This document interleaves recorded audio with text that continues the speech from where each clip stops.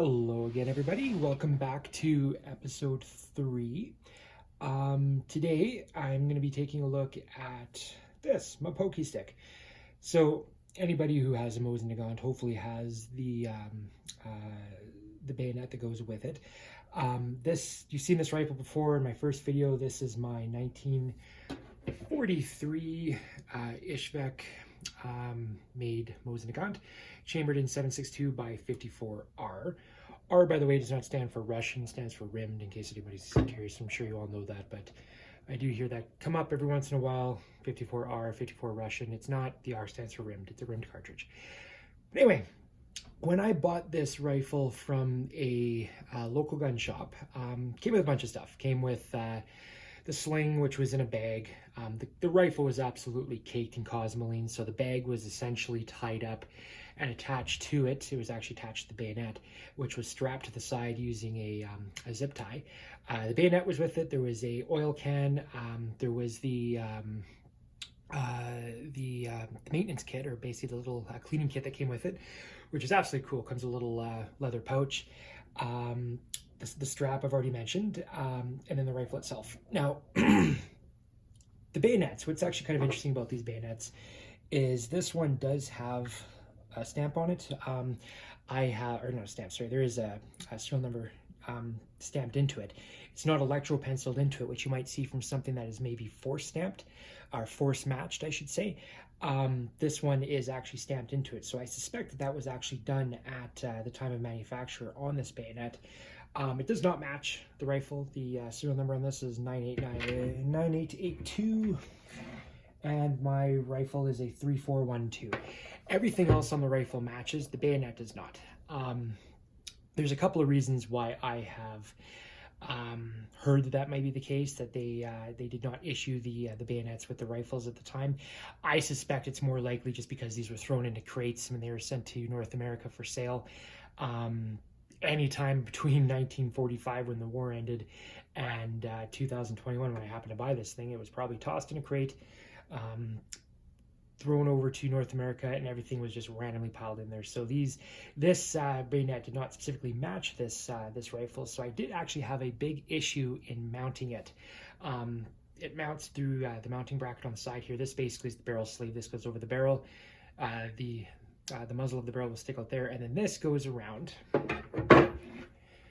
this part, specifically on the rifle, right on the front sight here. Oops, I bumped the phone, sorry about that. So right on the front sight. Now, the issue that I had with mine specifically is, hopefully you can see that well, when I put mine in there, that fit perfectly fine. There was no issues with that at all. However, right here, where the front sight actually clips in, that groove was too small and could not fit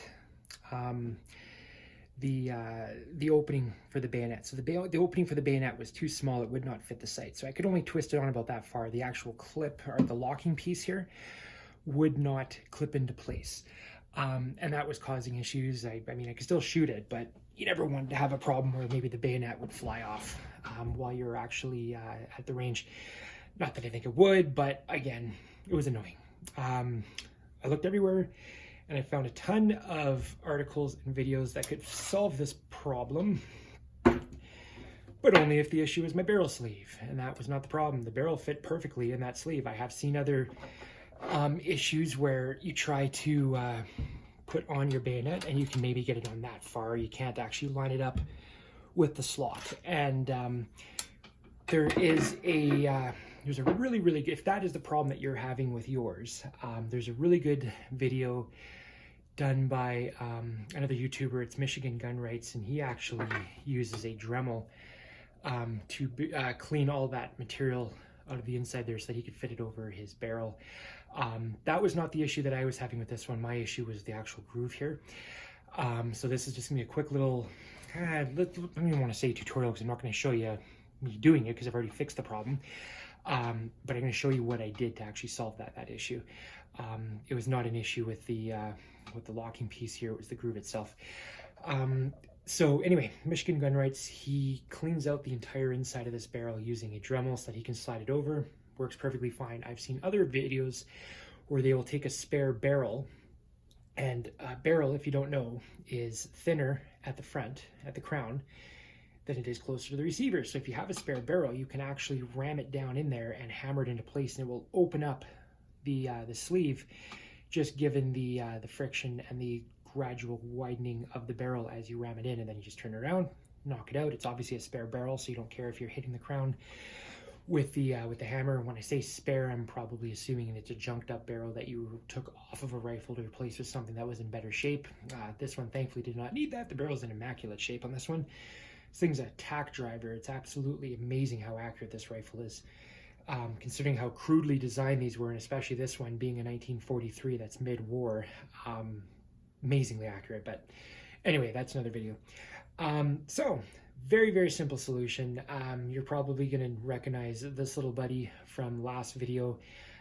So I guess if you learn anything from watching my videos, it's go to Home Depot and spend $6 on a file, and you pretty much can solve all your gun issues, and no matter what. Jokes aside. But anyway, this little guy, this is the actual reason I went to the store and bought it, because I wanted to fix my problem here. And it's kind of hard to see. I use my SKS pointing tool here just to kind of see if I can show you guys what the problem was. But this part is all fine. Now, these are essentially handmade. They're not, I mean, you can tell by the crudeness there's just of how these things are built. These are all handmade at the factories during the war. I've been told that they did not, sorry, I'm going backwards a little bit here, but I've been told that they were not issued out with the rifles, but I find that hard to believe because Soviet military doctrine at the time, going back all the way to World War I with the Berdan rifles, was they sighted in their rifles with the bayonets on. In fact, you left your bayonet on the rifle all the time with the exception of two things. A, when it was in storage, long-term storage at the arsenals, or B, when you were riding around in some kind of a motorized vehicle to avoid any risk of injury, you would actually take it off.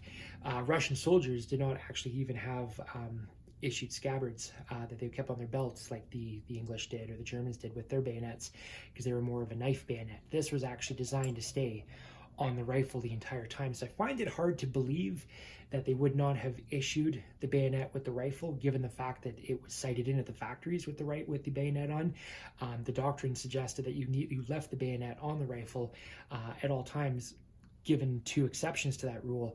I just cannot see why there wouldn't have been, here you go, Ivan, here's your rifle, here's the bayonet that goes with it. So again, the whole issue of the fact that this is not a matching number, that's very common. I think it's very rare to find one that is matching or has not been electropenciled in there as a force match after the fact. I think that is more of a condition of how it was stored post-war or long-term storage, or how they were shipped, say, to North America in random crates, and then basically your dealer would have grabbed a rifle, a bayonet, packed it all up into a big old bag and sent it off to the actual retail stores. So anyway, I got horribly off point there. I'm sorry about that. Yes, the issue that I had with mine. So being handmade, obviously the lines, the cuts, everything was going to be quite crude on these things. Mine was very much almost shaped like a V.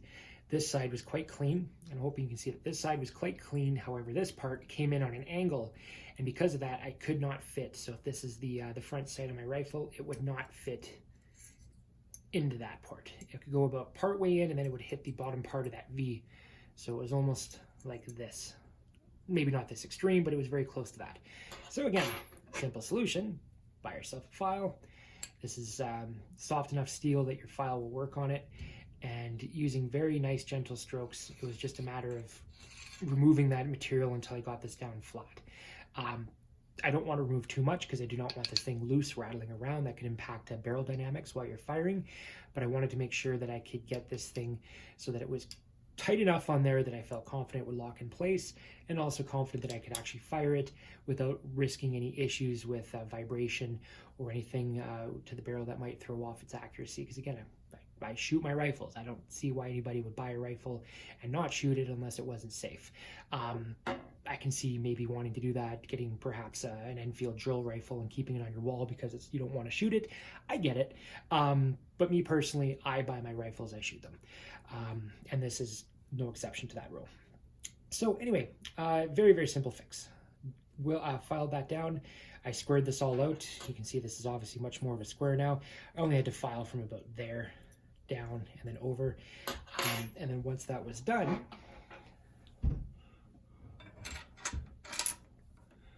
and it actually clicks into place. So this now officially does lock into place, which is perfect. I can now pretend I'm the Three Musketeers when I go to the range with my big long pokey stick. But more importantly, the accuracy. Again, these rifles were zeroed in at the factory in the 1940s and 30s when they were made with the bayonets on, because that was Soviet military doctrine at the time. To simply remove it, there's a button here. You just press that in, twist it open, and the whole thing does pop off. I can't put it anywhere though, because again, there is no scabbards for these things. When you find scabbards for these, they're typically made after the fact, or they were made by the soldier. They were not issued out as factory standard issue anyway during the military. So yeah, fairly quick video. I just wanted to kind of show you how I fixed that. I did allude to that in my first video that I did. So I just wanted to show you guys exactly what I had done to get my bayonet on there. The common issues with this is the groove, and it's also the barrel fit. If you're having an issue with the barrel fit, check out Michigan Gun Right's video on how he actually fixed that. There's another video, I can't remember who the gentleman was that did it, but that's where the one where he hammers the barrel through it to expand it out, which I imagine would take quite a bit of work on this front part here, especially because there's no groove like there is here to actually expand. This would just require a full stretching of the steel, which I guess physically is possible if you hit it hard enough. But yeah, so that is my video. Thank you very much for watching. If anybody has any questions or comments about this one of the previous two videos, feel free to drop a comment in the section there. I would appreciate a thumbs up, and if you want to even give me a subscribe. I'm hoping to have some more content like this, and obviously as I get better at using the equipment and understanding how the editing software works, I'll hopefully give you some actual range time of me taking these things out and enjoying them. So anyway, thank you very much. You have yourself a fantastic rest of your day, and we'll chat again soon. Bye.